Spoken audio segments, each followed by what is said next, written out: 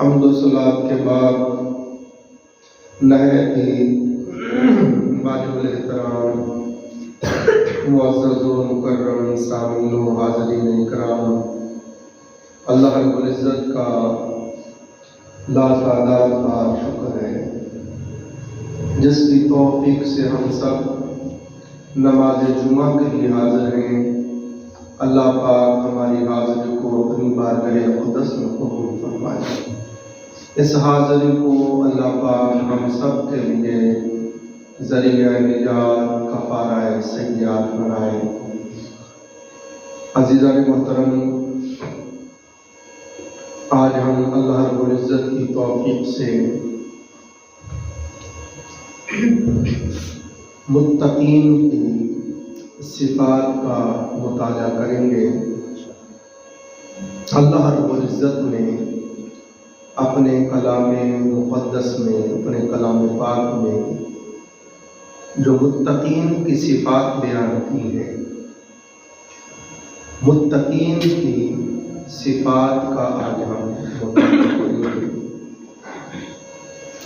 کیونکہ دنیا و آخرت کی فلاح اور کامیابی کا مدار تقوی پر ہے۔ تو آج ہم یہ پڑھیں گے کہ صاحبان تقوی بندہ کیسے بنتا ہے، کون سی صفات بندے کے اندر آ جائیں تو بندہ صاحب تقوی ہو جاتا ہے، کون سی صفات بندے کے اندر پیدا ہو جائیں تو بندے کا شمار متقین میں سے ہوتا ہے۔ تو میں نے کلام پاک کی دوسری سورہ مبارکہ ہے، سورۃ الفاتحہ کے بعد دوسری سورۃ سورۃ البقرہ ہے، تو وہاں سے ہی اللہ رب العزت نے متقین کی صفات کو بیان فرمانا شروع کیا۔ کچھ صفات اللہ پاک نے یہاں بیان کی، کچھ پھر آگے جا کے اللہ نے اور ڈیٹیل کے ساتھ، تفصیل کے ساتھ بیان کی۔ آج ہم ان کو پڑھیں گے اور اینڈ پہ انشاءاللہ پھر آپ کو سمجھ آ جائے گی کہ یہ صفات پیدا ہونے سے بندے کو اللہ رب العزت کی بارگاہ سے کیا انعام اور کیا اکرام ملتے ہیں۔ تو اللہ پاک نے کلام پاک کے شروع میں، کلام پاک شروع ہو رہا ہے تو شروع میں فرمایا ذالک الکتاب لا ریب فیہ۔ قرآن پاک بولا، پڑھنے لگا، آغاز کیا تو سب سے پہلے اللہ نے فرمایا اس کتاب کو پڑھنے والے پڑھنے سے پہلے یہ بات ذہن نشین کر لے کہ یہ لا ریب کتاب ہے، اس میں کسی قسم کا کوئی شک و شبہ نہیں ہے، یہ قطعاً ہر شبے سے، ہر شک سے پاک ہے۔ اب جب اللہ پاک نے قادر مطلق نے، جس کا یہ کلام ہے، اس نے شروع میں ہی فرما دیا کہ یہ ذالک الکتاب ہے، اب اس کے اندر کوئی رائی دانے کے برابر بھی شک کرے تو وہ مومن نہیں ہو سکتا، وہ مسلمان نہیں ہو سکتا۔ دعوی ایمان بھی کر رہا ہے اور کلام باری تعالیٰ میں شک بھی کر رہا ہے، تو اس شک کی بنا پر اس کا ایمان ختم ہو جائے گا۔ تو فرمایا اس کے مان بعد پھر فرمایا، پہلے پیغام یہ دیا کہ اس میں کوئی شک و شبہ نہیں ہے، آگے فرمایا ھدی للمتقین الذین یؤمنون بالغیب، اس کتاب میں ہدایت ان متقین کے لیے ہے جو غیب پر ایمان لاتے ہیں۔ تو مومنین متقین کی پہلی صفت اللہ پاک نے یہ بیان کی کہ متقین غیب پر ایمان لاتے ہیں۔ اب سب سے پہلا غیب اور سب سے پہلے جس پہ ہم ایمان لاتے ہیں وہ اللہ کی ذات ہے۔ آمنت باللہ، میں ایمان لایا اللہ پر۔ تو اللہ پاک کو ہم میں سے کسی نے بھی نہیں دیکھا ہے، نہ وہ ہمارے دیکھنے میں آئے، نہ سونگنے میں آئے، نہ چکھنے میں آئے، نہ چھونے میں آئے، وہ غیب الغیب میں رہتا ہے۔ سرور دو جہاں صلی اللہ علیہ وآلہ وسلم نے فرمایا وہ ہے، حالانکہ ہم نے نہیں دیکھا۔ حضور کے فرمانے پر ہم نے سر تسلیم خم کر لیا، جی آقا ہے۔ فرشتوں کو ہم نے نہیں دیکھا، مر کے ہم نے نہیں دیکھا، قبر میں جا کے ہم نے نہیں دیکھا قبر میں کیا ہوتا ہے، تو قیامت کو ہم نے نہیں دیکھا، مر کے دوبارہ زندہ ہو کے ہم نے نہیں دیکھا، جنت کو ہم نے نہیں دیکھا، دوزخ کو ہم نے نہیں دیکھا، فرشتوں کو ہم نے نہیں دیکھا۔ یہ ساری چیزیں غیب ہیں، بات سمجھ آ رہی؟ تو بن دیکھے ان ساری چیزوں کو مان لے جو وہ مومن ہے، وہ متقی ہے۔ تو فرمایا متقین وہ ہیں، اس کتاب میں ہدایت ان متقین کے لیے ہے جو غیب پر ایمان لاتے ہیں۔ یہ پہلی صفت اللہ پاک نے متقین کی بیان کی۔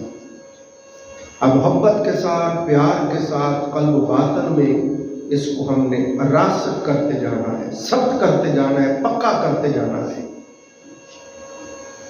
اور ساتھ ساتھ اپنا اپنا محاسبہ کرنا ہے، اپنے اپنے اندر جھانک کر دیکھنا ہے کہ یہ صفت میرے اندر ہے یا نہیں ہے، تاکہ اس کو علم ہو سکے کہ وہ صاحب تقوی ہوا ہے یا نہیں۔ آج ہم پڑھ رہے ہیں متقین کی صفات، اللہ نے کلام پاک میں جو متقین کی صفات بیان کی، میں نے شروع میں عرض کیا چونکہ دنیا و آخرت کی کامیابی کا مدار تقوی پر ہے، تو آج ہم یہ پڑھ رہے ہیں کہ بندہ صاحب تقوی کیسے ہوتا ہے، متقین کی صفات کیا ہیں۔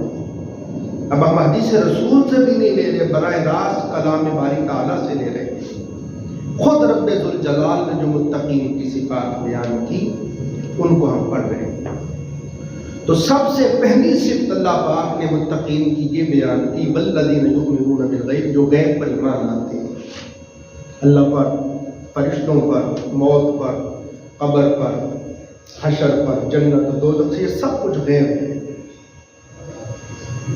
دوسری صفت اللہ پاک نے متقین کی یہ بیان کی، فرمایا وَيُقِيمُونَ الصَّلَاةَ، وہ نماز قائم کرتے ہیں۔ قائم سے مراد یہ ہے کہ یہ نہیں کبھی پڑھ لی کبھی نہ پڑھ، سمجھے، کبھی قضا کر کے پڑھ لی، کبھی ادا کر کے پڑھ لی، کبھی چھوڑ دی، کبھی پڑھنے لگ گیا نا۔ فرمایا نماز کو قائم کرنا یہ ہے کہ جب تو نے نماز شروع کر دی ہے تو اب بغیر کسی تعطل کے ہمیشہ دائماً نماز کو پابندی وقت کا خیال کرتے ہوئے ہمیشہ پڑھتا رہے۔ تو وہ بندہ ہے جس نے نماز کو قائم کر لیا۔ دوسری صفت ہو گئی۔ فرمایا متقین کی تیسری صفت یہ ہے وَمِمَّا رَزَقْنَاهُمْ يُنْفِقُونَ، ہمارے دیے ہوئے میں سے خرچ کرتے ہیں، یعنی کہا اپنے مال میں سے خرچ کرتے ہیں، ہمارے دیے ہوئے میں سے ہماری راہ میں خرچ کرتے ہیں۔ اس کے بعد اللہ پاک نے پھر متقین کی یہ صفات بیان کی، فرمایا وَالَّذِينَ يُؤْمِنُونَ بِمَا أُنزِلَ إِلَيْكَ، اور فرمایا یہ وہ لوگ ہیں جو ایمان لائے جو کچھ آپ پر نازل ہوا، یعنی محبوب صلی اللہ علیہ وسلم آپ کے اوپر جو کلام پاک نازل ہوا اس پر ایمان لائے، آپ پر ایمان لائے، اور فرمایا وَمَا أُنزِلَ مِن قَبْلِكُمْ، اور اس پر ایمان لائے جو آپ سے پہلے نازل ہوا، یعنی جتنی کتابیں آپ سے پہلے نازل ہو چکی ہیں، جتنے انبیاء علیہ السلام تشریف لا چکے ہیں، تو جو سارے نبیوں پر، سارے صحائف پر، ساری کتابوں پر ایمان لائے وہ متقی ہے۔ اور اس کے بعد فرمایا وَبِالْآخِرَةِ هُمْ يُوقِنُونَ، اور قیامت کے دن کا یقین رکھے، اور اس کے بعد فرمایا اولئک علی ھدی من ربہم، اللہ پاک نے کلام پاک میں یہی ہے لوگ، یہی ہیں وہ لوگ جو اپنے رب کی طرف سے ہدایت پر ہیں، وَأُولَٰئِکَ هُمُ الْمُفْلِحُونَ، اور یہی ہیں وہ لوگ جو کامیاب ہو۔ اللہ پاک، یہ اللہ پاک نے خود بیان کر دیا۔ تو یہاں پر اللہ پاک نے متقین کی یہ صفات بیان کی۔ اس سے آگے اللہ رب العزت نے پھر، یہ سورۃ البقرہ ہی ہے، اس میں اللہ رب العزت نے پھر متقین کی صفات کو بیان کیا۔ فرمایا لیس البر ان تولوا وجوہکم قبل المشرق والمغرب، فرمایا کہ لوگ سمجھتے ہیں کہ یہ جو ہم مشرق کی طرف منہ کرتے ہیں یہ نیکی ہے، کئی ہیں جو مغرب کی طرف منہ کر کے نماز پڑھتے ہیں کہتے ہیں یہ نیکی ہے۔ فرمایا یہودی مشرق کی مغرب کی طرف منہ کرتے، عیسائی مشرق کی طرف منہ کرتے۔ مفسرین نے اس کو اس طرح جمع کر دیا، فرمایا کہ مشرق مغرب کی طرف منہ کر کے نماز پڑھنا ہی بس نیکی نہیں ہے۔ کئی لوگ داڑھی مبارک لگ لی، نماز پڑھنے لگ گئے، تسبیح پکڑ لی اور وہ سمجھتے ہیں کہ ہم بڑے پہنچے ہوئے ہو گئے۔ اب یہ اللہ رب العزت فرما رہا ہے، فرمایا صرف مشرق و مغرب کی طرف منہ کر کے عبادت کر لینا، نماز پڑھ لینا یہی نیکی نہیں ہے۔ رب ذوالجلال نے فرمایا وَلَٰكِنَّ الْبِرَّ مَنْ آمَنَ بِاللَّهِ، فرمایا یہی نیکی نہیں ہے مشرق مغرب کی طرف منہ کر کے عبادت کرنا، فرمایا لیکن نیکی یہ ہے اللہ پر ایمان لانا۔ کیا فرمایا؟ اللہ رب العزت کی ذات اقدس پر ایمان لانا۔ اب اللہ رب العزت پر ایمان لانا تھوڑی تھوڑی میں ذرا تفصیل بیان کرتا جاؤں گا۔ اب اللہ رب العزت کی ذات اقدس پر ایمان لانا کیا ہے؟ مفسرین بیان کرتے ہیں اللہ رب العزت کی ذات اقدس پر ایمان لانے سے مراد یہ ہے کہ اللہ رب العزت کو وحدہ لا شریک مانے، اس کو واحد اکیلا مانے، اللہ کی ذات پاک کا کسی کو شریک نہ ٹھہرائے۔ جس طرح کفار بت بنا لیتے اور کہتے ہیں یہ بارش دینے والا ہے، یہ بیٹیاں دینے والا ہے، یہ بیٹے دینے والا ہے، اللہ کے علاوہ کسی اور کو الہ نہ سمجھے، اللہ کے علاوہ کسی اور کو عبادت کے لائق نہ سمجھے، اور اللہ کی ذات اقدس کو ہر عیب اور ہر نقص سے منزہ اور پاک جانے۔ اور اللہ رب العزت کی ذات پاک کو ماننے کا مطلب یہ ہے عزیزان محترم کہ اللہ رب العزت کی ذات اقدس کے علاوہ کسی اور کو لائق عبادت نہ سمجھے، اور اللہ رب العزت کے تمام رسولوں پر ایمان لائے، تاجدار کائنات صلی اللہ علیہ وآلہ وسلم کی تصدیق کرے، اور سرور دو جہاں صلی اللہ علیہ وآلہ وسلم کو نبی آخر الزمان سمجھے، اور اس بات پر ایمان اور یقین رکھے کہ حضور کے بعد اب قیامت تک اور کوئی نبی نہیں آ سکتا۔ اور فرمایا آقا علیہ السلام کی شریعت مطہرہ کو آخری شریعت سمجھے، اور یوم آخرت پر ایمان لائے، والیوم الآخر، اور قیامت کے دن پر ایمان لائے۔ تو اب قیامت کے دن پر ایمان لانے سے مراد مفسرین نے بیان کیا کہ آخرت پر ایمان لانے سے مراد یہ ہے کہ قیامت کے دن پر ایمان لائے، مرنے پر موت پر ایمان رکھے، مرنے کے بعد دوبارہ جھوٹنے پر ایمان رکھے، عذاب قبر پر ایمان رکھے، قیامت کے بعد جزا و سزا، حساب کتاب، کل صراط، میزان، یہ ساری چیزوں پر ایمان رکھے، اور اس بات پر ایمان رکھے کہ قیامت کے دن انبیاء علیہ السلام اور امام الانبیاء علیہ السلام شفاعت فرمائیں گے، اور سارے نبیوں اور سارے رسولوں کو برحق مانے، اور جتنی کتابیں نازل ہوئیں اس میں فرمایا کہ کتابوں پر بھی ایمان لائے، والیوم الآخر والملائکۃ والکتاب والنبیین، تو کتابوں پر بھی ایمان لائے، جتنی کتابیں اللہ پاک نے نازل فرمائی، یعنی 4 کتابیں نازل ہوئی، تورات، انجیل، زبور اور قرآن پاک، اور 100 صحائف بھی نازل ہوئے۔ کتنے؟ 100 صحائف بھی نازل ہوئے۔ 100 صحائف میں سے 50 صحیفے حضرت شیش علیہ السلام پر نازل ہوئے، اور 30 صحیفے حضرت ادریس علیہ السلام پر نازل ہوئے، اور 10 صحیفے حضرت آدم علیہ السلام پر، اور 10 حضرت ابراہیم علیہ السلام پر نازل ہوئے۔ تو یہ 100 صحائف بھی نازل ہوئے اور 4 کتابیں نازل ہوئی۔ تو سارے نبیوں پر بھی ایمان لائے، سارے صحائف پر بھی ایمان لائے، ساری کتابوں پر بھی ایمان لائے، اور کلام پاک کو اللہ کی آخری کتاب سمجھے۔ یہ ایمانیات کا باب بیان کر رہا ہوں، اور اللہ پاک کے فرشتوں پر ایمان لائے، اور یہ یقین رکھے کہ وہ اللہ تعالیٰ کی معصوم مخلوق ہے، وہ پاک اللہ کی مقدس مخلوق ہے، وہ کھانے پینے سے پاک ہیں، وہ سونے جاگنے سے پاک ہیں، وہ شادی بیاہ سے پاک ہیں، اور نہ فرشتے مرد ہوتے ہیں نہ عورت ہوتے ہیں، اور اللہ پاک نے جس کام کے لیے پیدا کیا ہے، جس کام پہ اس کی ڈیوٹی لگائی ہے، وہ وہی کام کرتے رہتے ہیں۔ اور اللہ جس طرح حضور نے فرمایا اور قرآن پاک میں اللہ پاک نے فرمایا کرامن کاتبین 2 فرشتے ہیں، دائیں کندھے کی طرف ایک فرشتہ ہے، ایک بائیں کندھے کی طرف فرشتہ ہے، دائیں کندھے والا نیکیاں لکھتا ہے، بائیں کندھے والا گناہ لکھتا ہے۔ کئی فرشتے سانس کھینچ کے اندر لے جاتے ہیں، کوئی فرشتہ باہر لاتا ہے، کوئی روٹی کا بندوبست کرتا ہے، کوئی پانی کا کرتا ہے، کوئی سو جاتے حفاظت کرتا ہے۔ تو یہ جو کچھ آقا علیہ السلام نے اللہ پاک نے فرمایا اس پر ایمان رکھے۔ تو یہ اللہ پاک نے ایمانیات کے باب کو بیان کیا، فرمایا جس کے اندر یہ صفات، یہ ساری چیزوں پر جو ایمان رکھتا ہے وہ بندہ صاحب تقویٰ ہے۔ ہم متقین کی صفات کو پڑھ رہے ہیں۔ اس کے بعد اللہ پاک نے فرمایا آت المال علی حبہ ذوی القربی، فرمایا اپنا محبوب مال جو بڑی محنت سے اس نے کمایا ہے اور اپنے مال کے ساتھ اس کو بہت زیادہ دل بستگی ہے، اس کا دل اس کے مال کے ساتھ جمع ہوا ہے اور وہ صحت مند ہے، وہ تندرست ہے اور دیر تک زندہ رہنے کی اسے امید ہے، اور اپنے مستقبل کے وہ اپنے منصوبے پورا کرنا چاہتا ہے اس مال کے ذریعے۔ محبوب مال ہے، مگر فرمایا اس محبوب مال کو اپنے مولا کی محبت میں اپنے عزیز و اقارب کے اوپر خرچ کرے۔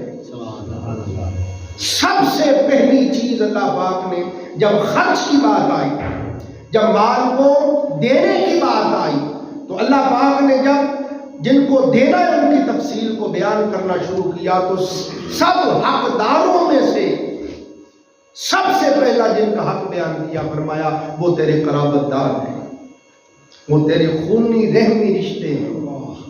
فرمایا جب تو خرچ کرنا چاہے تو سب سے پہلے اپنی بہنوں پہ خرچ کر، بھائیوں پہ خرچ کر، خالہ پہ خرچ کر، پھپھو پہ خرچ کر، ماموں پہ خرچ کر، چاچو پہ خرچ کر، ان کی اولادوں پہ خرچ کر، اپنے والدین پہ خرچ کر، اپنی بیوی پہ خرچ کر، اپنے بچوں پہ خرچ کر۔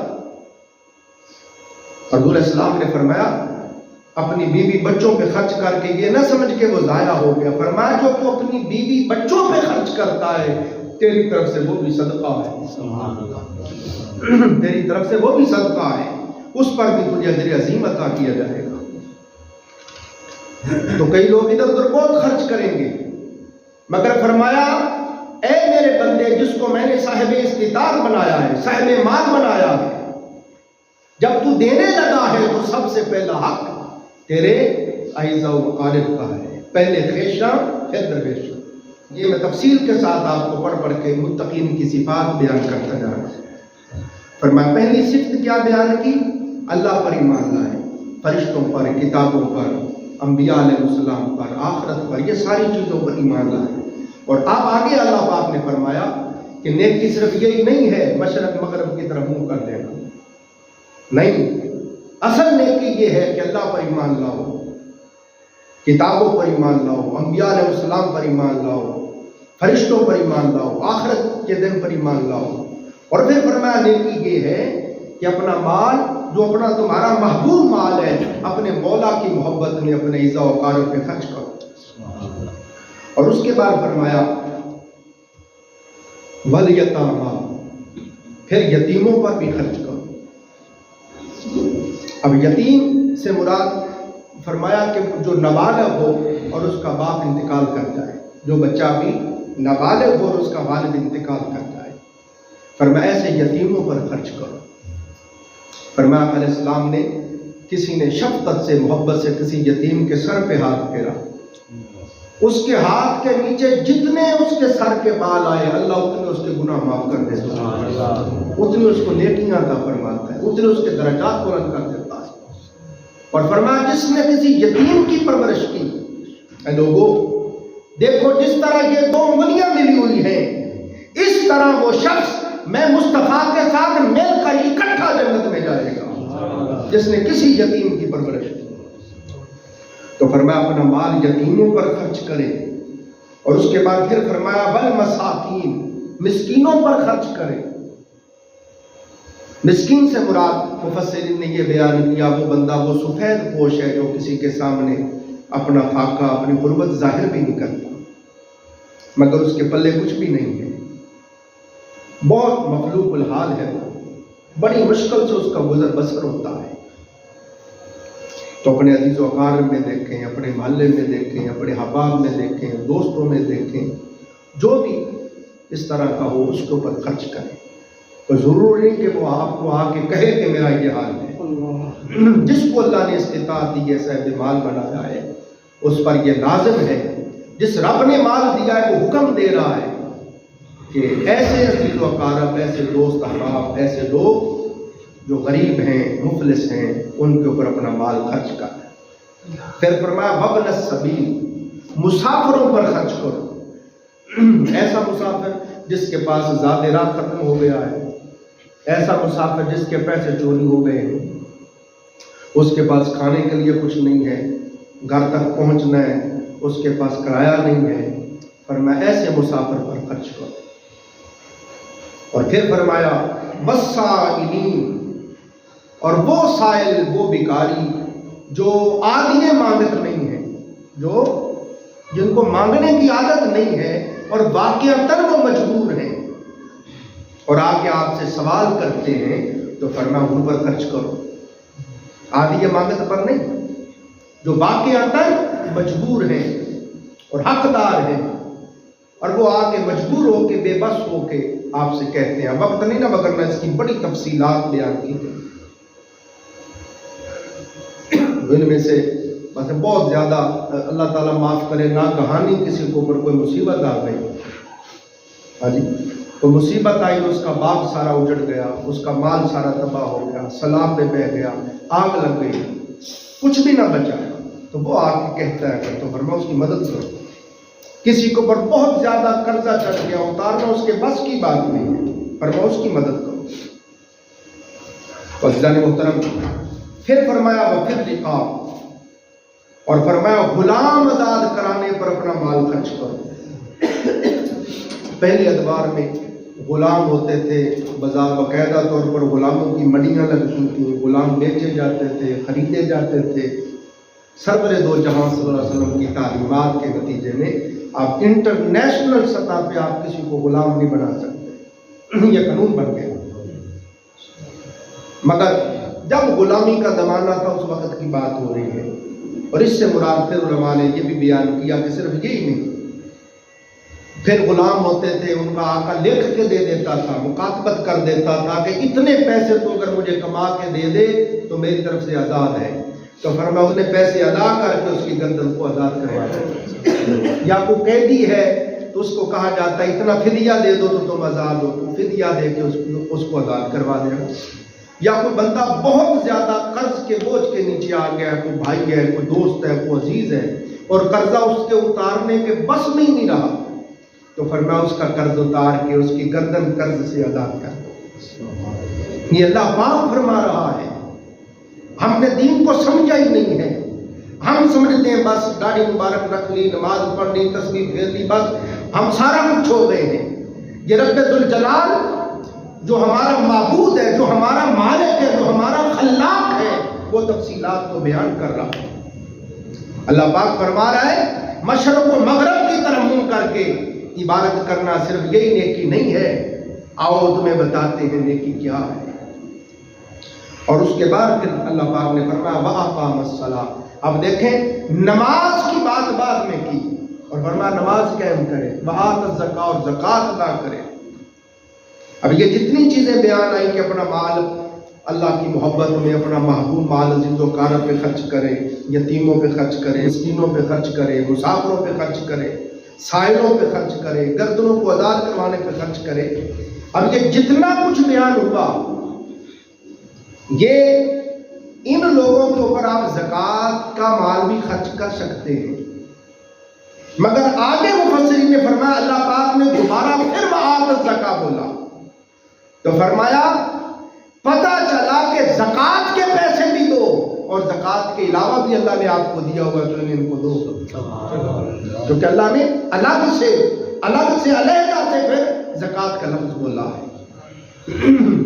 پہلے بھی فرمایا ان پہ خرچ کرو، اور پھر آگے جب کہا وَأَقَامَ الصَّلَاةَ نماز قائم کرو، وَآتَ الزَّکَاۃَ اور زکوٰۃ ادا کرو، تو دوبارہ پھر زکوٰۃ کہا۔ تو اس میں پھر ڈیٹیل بیان کی مفسرین نے، جب ہم صدقات دیتے ہیں، صدقات دو طرح کے ہیں، ایک صدقات واجبہ ہیں، ایک صدقات نافلہ ہیں۔ صدقات واجبہ سے مراد زکوٰۃ ہے، صدقات واجبہ سے مراد صدقہ فطر ہے، صدقات واجبہ سے مراد عشر ہے، جو اپنے مال کا ہم 10واں حصہ دیتے ہیں، زمینوں کا جو عشر دیتے ہیں۔ اور صدقات واجبہ سے مراد مفسرین نے بیان کیا قربانی ہے، یہ صدقات واجبہ میں آتے ہیں۔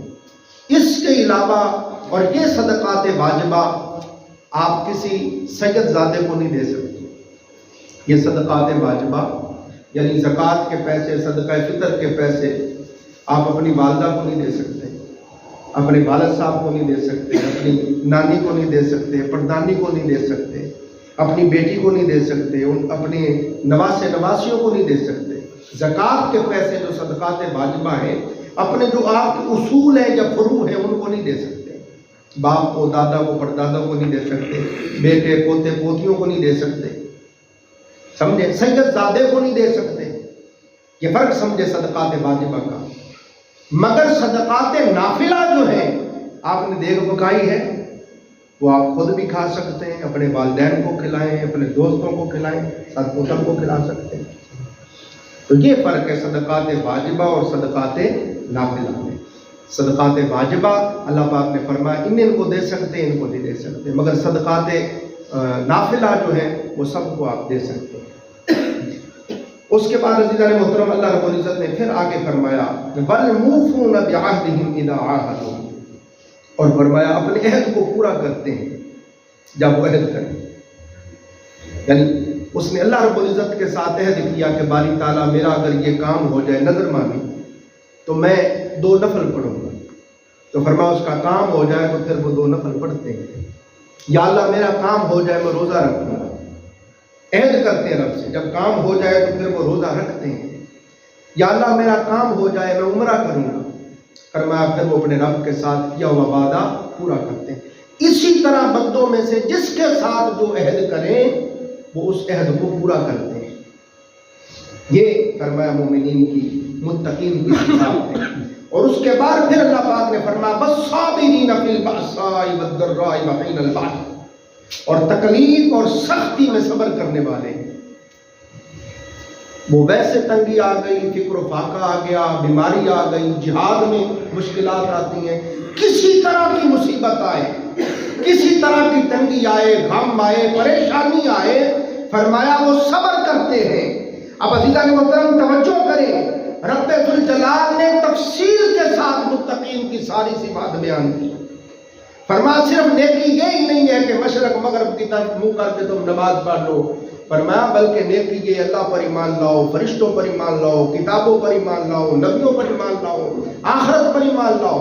اور پھر فرمایا اپنا محبوب مال اپنے مولا کی محبت میں اپنے اجزاء و اقارب پہ خرچ کرو، یتیموں پہ خرچ کرو، مسکینوں پہ خرچ کرو، مسافروں پہ خرچ کرو، سائلوں پہ خرچ کرو، گردنوں کے آزاد کرنے پہ خرچ کرو۔ اور پھر فرمایا نماز قائم کرو، پھر فرمایا زکوٰۃ ادا کرو، پھر فرمایا اپنے عہد پورے کرو۔ جب یہ ساری صفات آ گئی اور فرمایا مسائل و علام پر صبر کرو، جب یہ ساری صفات پیدا ہو گئیں تو پھر رب پاک نے فرمایا اولئک الذین صدقوا، پس یہی وہ لوگ ہیں جو سچے ہیں، واولئک هم المتقون، اور یہی وہ لوگ ہیں جو متقین ہیں، اور یہی وہ لوگ ہیں جو متقین ہیں۔ اب سارے قرآن پاک کا مطالعہ کریں، فلاح کامیابی کا مدار تقوی پر ہے۔ اللہ رب العزت نے متقین کی صفات گن گن کے بیان کر دی۔ فرمایا لوگوں اگر دنیا و آخرت کی فلاح چاہتے ہو، دنیا و آخرت کی کامیابی چاہتے ہو تو وہ تقوی سے ملے گی۔ اب سمجھنا تھا تقوی کیا ہے، بہت سی صفات اللہ پاک نے کلام پاک میں بیان کی اور بہت سی صفات سرور دو جہاں صلی اللہ علیہ وسلم نے بیان کی، مگر میں نے قرآن پاک کے 2 مقامات سے آپ کو پڑھ کر سنایا کہ یہ صفات پیدا ہو جائیں تو بندہ صاحب تقویٰ ہو جاتا ہے۔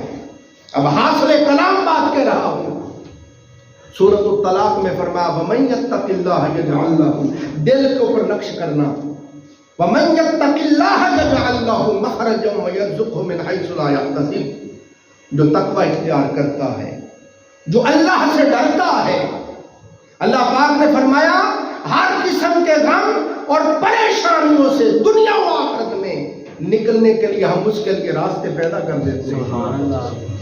فرمایا یہ صفات پیدا کر لے اپنے اندر، دنیا میں یا آخرت میں جب بھی تیرے اوپر غم آئے گا، پریشانی آئے گی، تو ہمارا اے متقی بندے تیرے ساتھ وعدہ ہے، اس مصیبت اس پریشانی سے نکلنے کے لیے ہم خود تیرے لیے راستے پیدا کر دیتے ہیں۔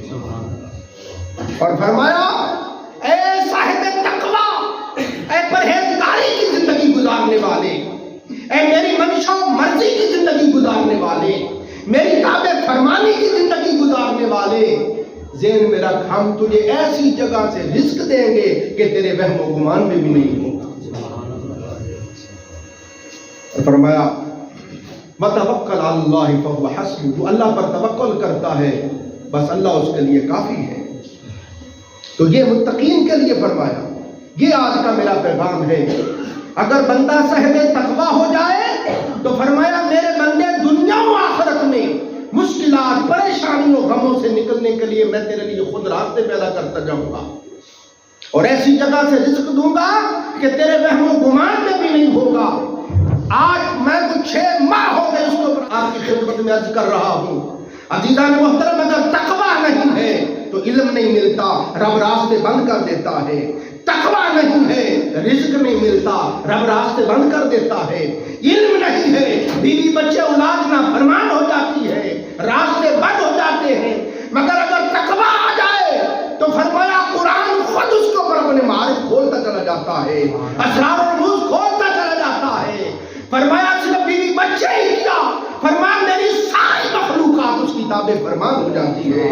اور فرمایا اگر کوئی وَمَنْ أَعْرَضَ عَنْ ذِكْرِي فَإِنَّ لَهُ مَعِيشَةً ضَنْكًا، اگر میری یاد سے میری تابع فرمانی سے کوئی اعراض کرے تو اس پر میں دنیا کی زندگی کو پھر تنگ کر دیتا ہوں، پھر اس پر زندگی کا جامع پھر میں تنگ کر دیتا ہوں، اس کا جینا محال کر دیتا ہوں۔ بس یہ سبق اگر ہمیں یاد ہو جائے، تقویٰ اختیار کریں گے ہر چیز کھلتی جائے گی، جو آپ چاہیں گے وہ ہوتا جائے گا۔ اور اگر تقویٰ نہیں ہے تو ہر راستے میں ناکامی ہوگی۔ یہ میرا پیغام ہے۔ ہم سمجھتے ہیں ہر بندہ جی مجھے جادو ہو گیا جی، میرے اوپر کسی نے جادو کر دیا جی، بندش لگوا دی جی، نظر لگ گئی جی، یہ کہتے ہیں، مگر اللہ پاک فرما رہا ہے میرے بندے یہ ساری بندشیں تیرے گناہوں کے باعث ہیں۔ تو گناہ چھوڑ دے، توبہ کر لے، تقویٰ کی زندگی اختیار کر لے، میں ساری بندشیں خود کھول دوں گا۔ تو یہ اللہ پاک نے متقین کی صفات بیان کی۔ بہت سی چیزیں کرنا چاہتا تھا، وقت ختم ہو گیا۔ اللہ پاک مجھے بھی آپ کو بھی سمجھنے اور یاد رکھنے عمل کرنے کی توفیق۔